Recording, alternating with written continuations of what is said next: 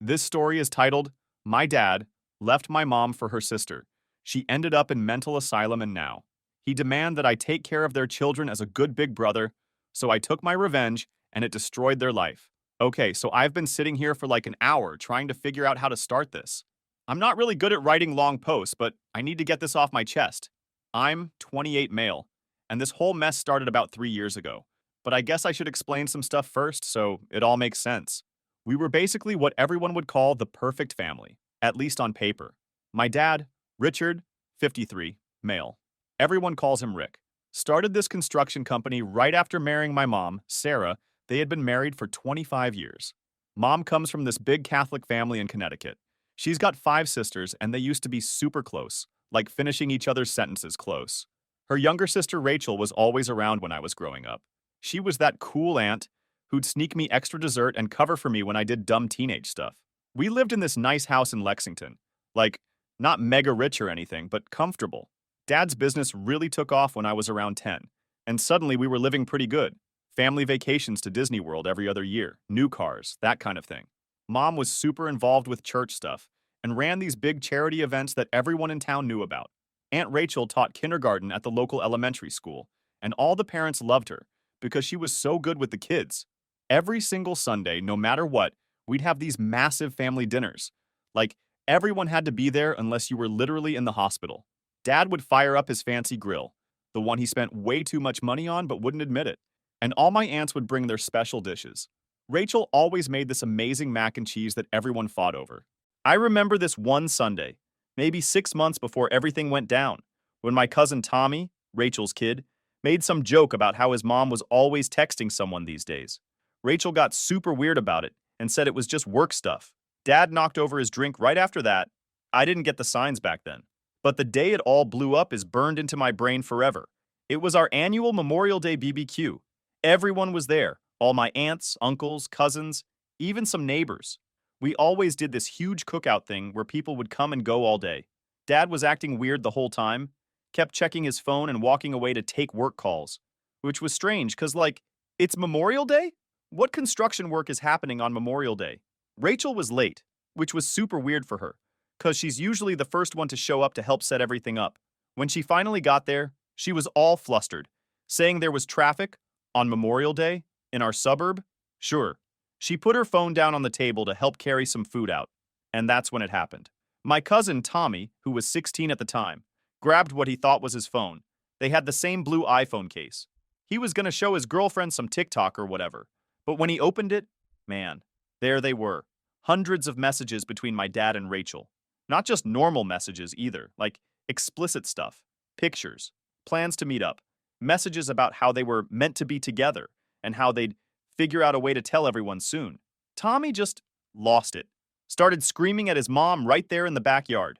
Everyone came running to see what was wrong, and he just held up the phone and started reading messages out loud. I've never seen anything like what happened next. My cousins were yelling, my aunts were crying. My uncle Mark, Rachel's husband, looked like he was going to throw up. I just stood there frozen, watching this nightmare unfold in real time. I didn't ever think my dad would go this far. I mean, he and my mom had been my rock, my safety net, the one thing I thought I could always count on. But now, my hands were trembling so badly I had to shove them in my pockets, and this strange, detached feeling washed over me, like I was watching someone else's family fall apart on a TV screen, rather than witnessing my own world crumble. The worst part wasn't even the screaming or crying. It was those few seconds of dead silence after Tommy finished reading the last message. Then Rachel let out this sound. Something between a laugh and a sob, and everything just exploded. That's when it hit me, really hit me deep in my gut. Our family was never going to be the same after this moment. Some things you just can't put back together once they break. And my mom, God, my mom just stood there, like, completely frozen. She had this plate of potato salad in her hands, and she just kept holding it, staring at nothing, while Rachel tried to grab the phone from Tommy. The potato salad just slowly slid off the plate, and nobody even moved to clean it up. That's what I remember most clearly, this glob of potato salad just sitting there in the grass while my entire family imploded. Dad tried to say it wasn't what it looked like. Classic, right? But then Rachel started crying and saying they didn't mean for it to happen. They just fell in love and didn't know how to tell anyone. Rachel even had the audacity to say, right in front of everyone, including Mom, that she and Dad had a real connection long time ago that just couldn't be denied. I still remember the sound Mom made. It wasn't even really a cry or a scream, just this weird gasping noise, like someone had just pushed her underwater. Then she just turned around, walked inside, went to her room, and locked the door. We didn't know it then, but that was pretty much the last time she'd be herself for a long time. The BBQ obviously ended right there. Everyone left except for my mom's oldest sister Mary, who stayed to try to talk to Mom through the door. Dad packed a bag and left to give everyone space to process things. Rachel ran out crying with Tommy screaming after her, and I just sat on our back porch for hours, staring at that stupid potato salad on the ground, trying to understand how my whole life had just fallen apart in the space of like 15 minutes. The next few days after the BBQ were just weird, like this strange limbo where nobody knew what to do. Mom wouldn't come out of her room except to use the bathroom, and even then she'd wait until she thought I was asleep. I could hear her pacing at night, walking back and forth for hours. I'd leave food outside her door, and sometimes it would be gone when I checked later, but most times it was untouched. Dad kept calling and texting me nonstop.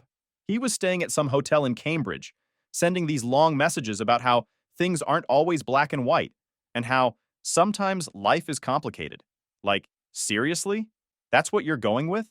He even tried to convince me that he and Rachel had fought their feelings for years, but eventually realized they were soulmates. Wanted me to understand that it wasn't just some cheap affair, as if that made it better somehow. Rachel was even worse. She started showing up at our house at random times, trying to explain things to Mom through the bedroom door. She'd stand there crying about how sorry she was, while also saying stuff like, "But you have to understand, Sarah, when love is real, you can't fight it." I had to literally threaten to call the cops to make her leave. Things got really bad about 2 weeks in. I was at work when our neighbor called me. She said she'd been bringing in our mail and noticed Mom's car hadn't moved in days, and she could see through the upstairs window that Mom was just sitting in the same chair, not moving. I rushed home and found Mom exactly like that, just sitting there in the dark, still in the same clothes from the BBQ, staring at this old family photo from Disney World. She wouldn't respond when I talked to her, wouldn't even blink, just kept staring at that picture. I tried to help her up, and that's when I realized she was burning up with fever. Called 911 right away. The EMTs said she was severely dehydrated and had a really high fever from a massive infection. Turned out she hadn't been taking her medications for her autoimmune condition for the past 2 weeks. The hospital was a nightmare. They admitted her to the psych ward after she had this complete breakdown in the ER, screaming about how she'd given Rachel everything, helped her pay for college, let her live with us for free when she got divorced from her first husband, even got her the teaching job at the school. The doctor said it was a severe depressive episode triggered by acute trauma. And you know what Rachel did? She actually told the doctors that Mom had always been unstable and had episodes when they were growing up. Complete lies. She even tried to suggest that maybe Mom's mental issues were why Dad turned to her for comfort. The doctors shut that down real quick, but the fact that she even tried that, man. My aunts, except Rachel obviously, took turns staying with Mom in the hospital. Mary, Patricia, Catherine, and Elizabeth. They all rearranged their lives to make sure someone was always there. But the damage was done. Mom wouldn't talk to anyone except the doctors. She'd just lie there crying or staring at nothing. Meanwhile, my dad couldn't care less. He and Rachel were already playing house. They got an apartment together using money from Dad's business. Rachel quit her teaching job because suddenly she was too stressed to work. They started posting on social media about starting fresh and choosing happiness. The worst part was how they started spreading their version of events around town. Rachel told everyone at church that Mom had driven Dad away by being cold and distant. Said Mom was obsessed with her charity work and neglected Dad. Even suggested that Mom had known about them for months, but pretended not to notice because she preferred to play the victim. Tommy, Rachel's son, was having a really rough time. He was living with his dad, Rachel's ex, full-time, and refused to see his mom. But Rachel somehow twisted that too, telling people that I had poisoned Tommy against her and Dad. Like, no, Rachel, pretty sure you did that all by yourself when you destroyed our families. By the end of the first month, it was clear Mom wasn't going to be coming home anytime soon. The doctors recommended a longer-term care facility, so we went to another psychiatric hospital. I had to pack up some of her stuff to bring there, and finding things for her to wear just wrecked me. All these normal clothes, her favorite sweater, her gardening jeans, her Sunday church dress, just hanging there in the closet like everything was fine. Like she'd be back any minute to wear them again. That's when I really understood that nothing would ever be normal again. Our family was just gone, and the people who destroyed it were already moving on like nothing had happened, while the rest of us were left trying to pick up the pieces they'd shattered. Life got into this weird routine after Mom went to the hospital. I'd visit her every Wednesday and Sunday after work. The doctor said having a regular schedule would help her feel more stable. At first, she wouldn't really talk much during visits, just kind of nod or shake her head. But after about 3 months, she started having good days where she'd actually look at me when I talked about my work or what was going on with my cousins. Then, Rachel dropped her first bomb. She posted this whole thing on Facebook with a picture of a sonogram. Not just pregnant, pregnant with twins. The post was all about God's blessings and love finding a way, and how she and Dad were over the moon excited. She tagged like everyone we knew, including Mom's sisters and some of Mom's friends from church. Who does that? I found out later from my cousin Lisa that Rachel had actually gone off her birth control months before the affair came to light. She told Lisa she was hoping for an accident because she thought a baby would make Dad leave Mom. Guess she got her wish and then some. Dad went completely nuts with the pregnancy news, started posting daily updates about his growing family, and calling the twins their miracle babies. He even had the nerve to message me asking if I wanted to help them set up the nursery in their new house. Yeah, they bought this massive place in Newton using money from his business. I was shocked with how much money Dad is getting out of that business. Like, the construction business was doing okay, but not buying million-dollar houses okay. Mom's doctors had to adjust her medication when she found out about the pregnancy. She stopped eating again for a while. The only thing that seemed to help was when Tommy started visiting her. It was like she could handle hearing about life going on from him, because he was hurting too. But Rachel and Dad wouldn't leave me alone. They kept showing up at my apartment unannounced. Rachel would stand there with her hand on her belly, talking about how the twins would need their big brother, and how family has to stick together in times of joy. The woman destroyed her sister's life and was acting like we should all be celebrating. The real crazy started when she was about 7 months along. She began calling me multiple times a day about helping with the twins after they were born, said she and Dad were so busy with the business that they'd need someone to watch the babies 3 days a week. When I didn't answer her calls, she'd email me these long guilt trips about how children are innocent and how I was punishing babies for adult problems. Then the twins were born, Emma and Ethan. And Rachel started this thing where she'd send me daily pictures of the twins, with captions like missing their big brother or waiting for Uncle James to come meet them. When that didn't work, she switched to sending videos of them crying with messages like, they can feel that their family is incomplete. It was straight up emotional manipulation. The worst was when they started showing up at my work. Rachel would come with the twins during my lunch break, crying in the lobby about how expensive daycare was and how they needed family help. My coworkers were super uncomfortable. My boss even offered to call security a few times, but I worried that would just make everything messier. Dad tried a different approach.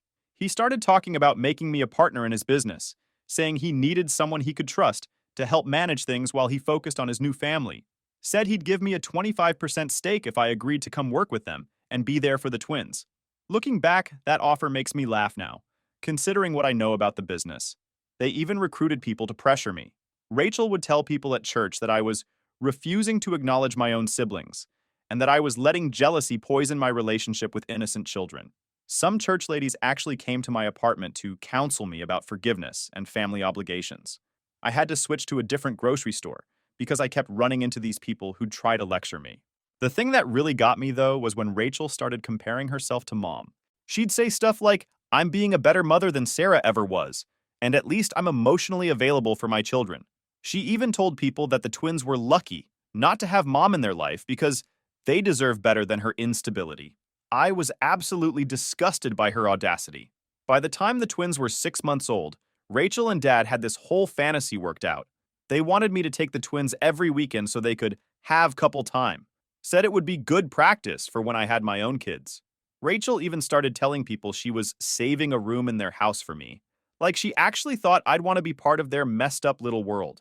I kept thinking about Mom, sitting in her hospital room, doing group therapy, and taking her meds, and slowly trying to rebuild herself, while these two played happy family with the proof of their betrayal. That's when I really started paying attention to Dad's business records. Not because I was planning anything yet. I just needed something concrete to focus on besides their constant emotional blackmail. So I started looking into the business stuff just to distract myself from all the twin drama.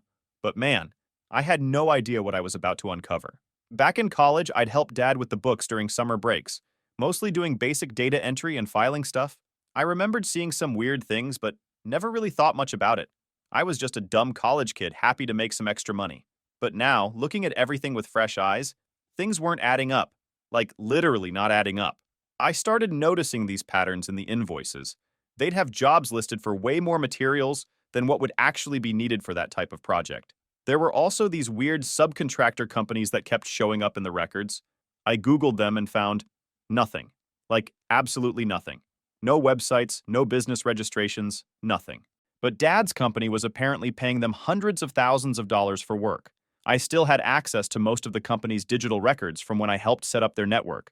Dad never was good with computers and apparently never bothered to revoke my access. Started downloading everything I could find: bank statements, invoices, payroll records, everything. The more I dug, the worse it got. Found these super sketchy email chains between Dad and some guy named Steve about running it through the usual channels and keeping the paperwork clean. They were talking about cash payments to workers who definitely weren't legal residents. Dad was paying them way below minimum wage and pocketing the difference between that and what he charged clients. But then I found this spreadsheet I found buried in some random folder. It was basically a second set of books, showing the real numbers versus what was being reported to the IRS. Apparently, Dad had been underreporting income by millions of dollars over the years. He had this whole system of fake companies set up to make it look like he was paying for services and materials, but the money was actually just going back into his own accounts. Remember that fancy house they bought? Yeah. Turns out they used some of that hidden cash for the down payment. Rachel's name wasn't even on the deed, probably because Dad knew putting her name on it would make it easier to trace the money. I also found emails between Rachel and Dad from before everything came out, talking about how they could use the business to start their new life. She was actually helping him move money around even before she officially started working there. There were these long email chains about setting up new bank accounts and transferring funds around. The whole time I was finding this stuff, they were still trying to force me to be part of their lives. Rachel would send these long texts about how the twins were growing so fast and how I was missing precious moments. Meanwhile, I'm sitting there looking at evidence that she helped Dad steal millions of dollars. The more I dug, the more obvious it became that this wasn't just some small-time tax evasion. This was a whole system of fraud that Dad had been running for years. He had fake employees on the payroll, was laundering money through shell companies, and was probably putting people in danger with all the corner cutting on building materials. What really got me was finding out that he'd started ramping up the fraud right around the time he started seeing Rachel. Like, he knew he'd need extra cash to set up his new life with her, so he just started stealing more. There were these huge spikes in material costs that coincided with him buying Rachel jewelry or taking her on weekend trips that Mom didn't know about. I started keeping a detailed log of everything I found, downloaded copies of all the bank statements showing the transfers between accounts, found these sketchy offshore accounts that Dad had set up. He was moving money through them, trying to hide it from taxes. All this time, I'd been visiting Mom at the psychiatric hospital, watching her slowly try to put herself back together. And these two were not only living it up on fraud money, but planning to steal even more. That's when I realized I couldn't just sit on this information anymore. They needed to face consequences for once in their lives. I spent like a week just sitting on all this evidence trying to figure out what to do with it. Part of me wanted to just anonymously send it all to the IRS and wash my hands of it, but I knew that wouldn't be enough. These people needed to know exactly who had brought them down and why. The final straw came on this random Tuesday morning. I was getting ready for work when Rachel showed up at my apartment at 7 a.m. Didn't even text first. She had the twins with her, both crying, and just pushed her way inside as soon as I opened the door. She looked like a mess, hadn't even brushed her hair, and started going on about how their nanny had quit without notice, probably because they weren't paying her properly, looking back at it now. She needed me to take the twins for the next 3 days because she and Dad had this super important meeting with potential investors. When I said no, she literally sat down on my couch and refused to leave. Started crying about how they were struggling with the business because nobody wants to help family anymore, and how the twins needed stability. The whole time she's talking, I'm looking at these two babies who had no idea their whole life was built on lies. I told her she needed to leave. That's when she pulled out her phone and called Dad, putting him on speaker. He started going off about how I was betraying the family and how Mom would be so disappointed in me for not helping my siblings. That was it. That was the moment I snapped. I walked over to my desk, pulled out one of the hard drives where I'd saved everything, and just held it up. Told them I knew everything about the business. the fake companies, the money laundering, the bribes, all of it. Rachel's face went completely white. Dad got real quiet on the phone. Then Rachel tried to play it off, saying I was just confused about normal business practices. Dad jumped in, trying to explain how complicated running a construction company is, and how sometimes you have to work around certain regulations to stay competitive. Like, yeah, pretty sure bribing building inspectors isn't a normal business practice, Dad. I laid it all out for them, told them exactly what I'd found. Rachel started panicking, saying I was making stuff up because I was jealous of her new family. Dad switched to threatening mode, saying he'd make sure I never worked in Boston again if I tried anything stupid. That's when I pulled out my phone and showed them the email I'd already drafted to the IRS Criminal Investigation Division, complete with attachments and a detailed timeline of the fraud. Told them I also had copies of everything saved in multiple places, so even if they tried to destroy evidence, it was too late. Rachel completely lost it. Started screaming about how I was trying to destroy her children's future, how I was evil for wanting to send their father to jail. The twins were crying, probably scared by all the yelling. She grabbed them and ran out, still screaming about how I was going to regret this. Dad kept calling and texting for hours after that, first trying to reason with me, offering me money to forget what I'd seen. When that didn't work, he switched to threats. Said he'd tell everyone I had helped with the fraud, that I'd gone along with everything for years. But I had proof that I hadn't been involved in the company since those summer jobs in college. I waited until exactly 9 a.m. when the IRS offices opened, sent the email with everything I had. I made sure to detail how I discovered it and my limited involvement years ago, just in case Dad tried to drag me into it. Then I called my Aunt Mary, told her everything. She conference called all my other aunts, except Rachel, obviously. They were shocked about the fraud, but not exactly surprised. Apparently, they'd all wondered how Dad and Rachel were affording their lifestyle. The next few days were intense. The IRS responded pretty quickly, wanting to set up an interview. I got a lawyer just to be safe, even though I hadn't done anything wrong. Dad and Rachel both tried to contact me through every possible channel, even sending people from church to my apartment. I blocked their numbers, but they kept making new email accounts to contact me. Rachel even made fake social media profiles to try to message me. They went from begging to threatening to guilt-tripping, sometimes all in the same message. That night, I went to visit Mom. Didn't tell her what I'd done yet. Her doctor said she wasn't ready for that kind of stress. But for the first time in ages, she actually smiled at me when I walked in. Like somehow she knew things were finally going to change. Things moved way faster than I expected after I sent that email to the IRS. Like, I figured it would take months or even years for anything to happen. But nope. Within 2 weeks, IRS criminal investigators were interviewing everyone who'd ever worked for Dad's company. The first sign that things were really going down was when Dad's main office got raided. My friend Mike works at the coffee shop across the street and sent me a video of agents carrying out boxes of files. Dad apparently tried to play it cool, telling everyone it was just a routine audit. But then they started seizing computers and phones, and even Rachel's fancy car got towed away. The investigators found way more stuff than I even knew about. Turns out Dad had been running this whole side operation, where he'd buy up properties through shell companies, use his construction business to renovate them super cheap, while charging premium prices on paper, and then sell them for huge profits that he never reported. The whole thing started falling apart when one of Dad's foremen decided to cooperate with the investigation. This guy, Tony, had been keeping his own records of all the shady stuff going on, probably as insurance. He had details about the cash payments to undocumented workers, the kickbacks from suppliers, everything. Dad's lawyer must have told him how serious it was getting because he actually tried to flee. Like, literally tried to run. He booked tickets to Mexico for himself, Rachel, and the twins. The feds picked them up at Logan Airport. Rachel was screaming so loud they had to clear out part of the terminal. The local news got footage of them being led away in handcuffs while some airport employee held the crying twins. That's when all their fancy friends started disappearing. All those people from church who'd been harassing me about family loyalty suddenly couldn't remember ever supporting Dad and Rachel. The country club canceled their membership. Their neighbors started a petition to protect property values by forcing them to sell their house. Rachel's involvement came out during the investigation, too. She'd been writing checks to herself from the company accounts, claiming they were for consulting services, but actually using the money to buy designer stuff and pay for fancy hotels, where she and Dad would meet up during their affair. She'd even used company money to pay for fertility treatments when they were trying to get pregnant with the twins. The prosecutors offered Dad a deal, 5 years if he cooperated, and helped them track down all the money. His lawyer probably told him to take it because he signed the agreement pretty quick.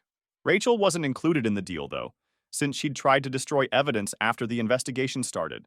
She'd deleted a bunch of emails and tried to shred documents, not realizing the feds already had copies of everything. Social services got involved because of the twins. They placed them temporarily with Rachel's ex-husband and his new wife, since they already had experience raising her kid, Tommy. Rachel completely lost it when she found out. My dad's construction company obviously went under. All the legitimate employees lost their jobs, which I feel bad about. But the investigation found that most of the recent employees were actually just names on paper. Dad was claiming salaries for people who didn't exist and pocketing the money. They seized pretty much everything from them: the house, Rachel's car, their vacation place in Maine, all their bank accounts. The only reason the twins still had clothes and toys was because Tommy's stepmom, yeah, Rachel's ex, got married, went to the house before it was seized and packed up their stuff. So while Dad was sitting in federal prison and Rachel was dealing with her own legal mess, the real drama was happening in our extended family and community. Like, this whole situation just split everyone into camps, and people I'd known my whole life started showing their true colors. My cousin Lisa, from mom's side, started this private Facebook group for family healing or whatever. It turned into this whole war zone. Rachel somehow got added to it and started posting these long rants about how everyone was abandoning her in her time of need, and how her children were suffering without their family support system. The thing is, the twins were actually doing really well with Rachel's ex and his wife Jenny. Jenny's a child psychologist, so she knew how to help them adjust. Tommy was even starting to bond with his half-siblings, which was pretty amazing considering how he felt about the whole situation at first. But Rachel couldn't handle seeing her ex-husband raise her kids again. She started telling everyone that Jenny was trying to replace her as the twins' mother. She even tried to report them to CPS with some made-up stories about neglect. The social worker saw right through it, though, especially since Jenny had documented everything since the twins arrived at their house. The worst part was watching Rachel try to manipulate Tommy through all this. She started sending him these guilt-tripping messages about how he was abandoning his brother and sister by not defending her to the family. Tommy ended up having to start therapy to deal with it all. His dad finally got a court order to make Rachel stop contacting Tommy directly. Then there were all these random people coming out of the woodwork claiming Dad or Rachel owed them money. Like, this guy showed up at my apartment saying Dad had promised to invest in his startup. Another woman said Rachel had taken money from her to invest in the construction business. Turns out they'd been running this whole side scam getting investments from people at church. The hardest part isn't even the logistics of it all. It's watching how this has fundamentally changed who we are as people. Mom's doing better in therapy, but there's this heaviness to her now that wasn't there before. The doctors say that's normal, that healing doesn't mean returning to who you were before the trauma. It means learning to live with what happened and building something new from the pieces left behind. I don't know what our family looks like moving forward. The old version of us is gone, shattered beyond repair. But maybe that's okay. Maybe we can build something stronger from the ashes of what they burned down. Something that doesn't include people who could hurt their own family this deeply and still expect us to just get over it. The irony is, Dad always taught me about consequences, about owning up to your mistakes and facing what you've done. I guess now he's finally learning that lesson himself, one prison day at a time. As for me, I'm focused on Mom's recovery and letting the legal system do its job. Some people don't deserve a second chance to burn down your life. For now, I'm focusing on being there for Mom and letting the lawyers handle everything else. Some bridges, once burned, should stay ashes. I'll keep you guys updated if anything new comes out. Final update. So, some stuff has happened since my last post, and I honestly don't even know how to process it all or even write about it. But since a lot of you asked for updates, well, here we go. First off, I should say that Dad's sentence could have been extended because they kept finding more issues with his business dealings. He was supposed to have another hearing next month about some new evidence they found. But that's not happening now. 3 days ago, they found him in his cell. Well, the official statement says it was self-inflicted. I'm still trying to wrap my head around it. The guard who found him said there was a letter, but I haven't read it yet. Not sure if I want to. Rachel's completely lost it. She showed up at my apartment at 3 a.m. screaming that I did that to him. She kept yelling about how I destroyed our family and how I'll have to live with this forever. I just stood there, letting it all sink in. I honestly don't know how to feel. Like, should I be sad? Angry? Relieved? He was still my dad, but also the person who destroyed my mom's life and stole millions of dollars. The person who destroyed the lives of all of us after choosing to have an affair with my aunt and then expected everyone to just be okay with it. The person who tried to make me feel guilty for not wanting to play happy family with their affair babies. Mom's reaction was unexpected.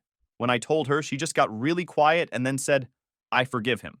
Not for my benefit or his, she said, but for herself. Said carrying around anger wasn't helping her heal. Her doctors say this is actually a really positive development for her recovery. The twins are still with Rachel's ex and Jenny. Rachel's facing her own legal troubles, looking at 2 to 3 years minimum, so they'll probably stay there. Tommy's been amazing with them, actually. Says they shouldn't have to pay for what their parents did. Mom's doctors are monitoring her closely to make sure this doesn't trigger a setback, but she seems stronger than anyone expected. She's even talking about maybe coming home soon. Says she wants to reclaim her life. Rachel's still facing charges for her role in the business fraud. Her lawyer tried to use Dad's death to get sympathy from the judge, but the prosecutor has emails proving she was actually the one who came up with some of their schemes. I guess I'm posting this because I need to know. Does feeling relieved make me a terrible person? Like, part of me is sad, but another part feels like maybe now everyone can finally start to heal without him trying to control everything from prison. Edit. Thank you for all the supportive comments. To answer some questions. Yes, I'm in therapy. No, I'm not responsible for his actions. The twins are doing well with their current guardians. Mom's doctors say her reaction is actually really healthy. Rachel is still facing prison time, regardless of Dad's death. I'm using my share of the recovered assets to help with Mom's medical bills.